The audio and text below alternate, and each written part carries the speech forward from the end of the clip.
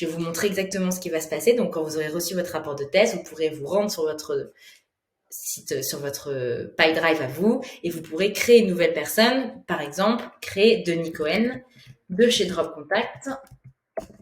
Donc, un prénom, un nom et une entreprise.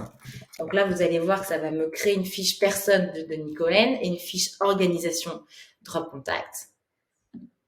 Et automatiquement, vous allez avoir une quinzaine de champs au niveau du contact et au niveau de l'organisation qui vont être enrichis en automatique. Donc cette action se passe aussi bien pour une personne que pour un fichier entier que vous pourriez importer dans votre CRM directement, dans votre CRM PyDrive.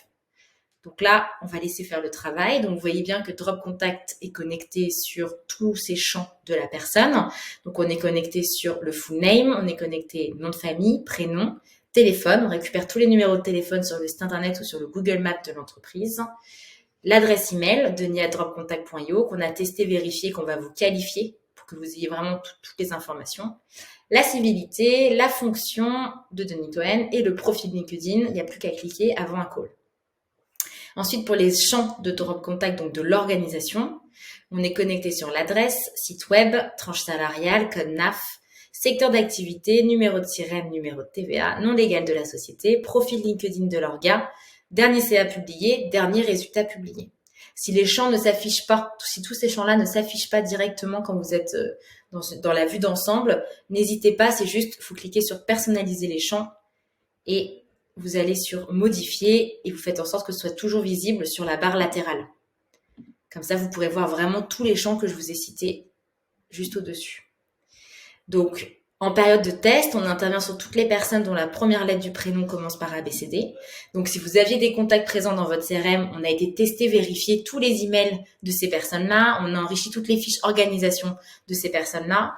Vous pouvez donc du coup aussi tester vous-même en ajoutant des personnes qui commencent par ABCD.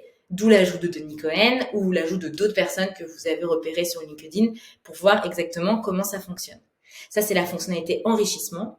Et quand vous allez souscrire et déployer Drop Contact dans l'intégralité de votre CRM, on va intervenir sur toutes vos fiches personnes et toutes vos fiches organisation pour la partie enrichissement des datas. On va aussi intervenir pour la partie fusion des doublons. Donc, on va fusionner de manière certaine les doublons dans votre CRM pour éviter d'envoyer 2-3 fois le même mail à la même personne pour être sûr de bien tout centraliser sa donnée et que ce soit propre. Et on va aussi, troisième fonctionnalité de Drop Contact dans un CRM, faire remonter les données, c'est-à-dire que tous les emails que vous allez recevoir, vous et vos équipes, dans votre boîte mail, Drop Contact va copier le numéro de téléphone qui se trouve dans la signature de mail et va le coller directement dans la fiche de la personne.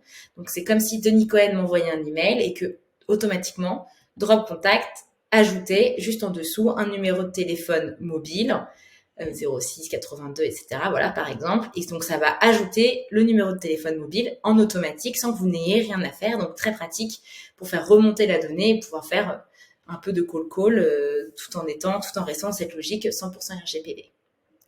Voilà. À vous de jouer.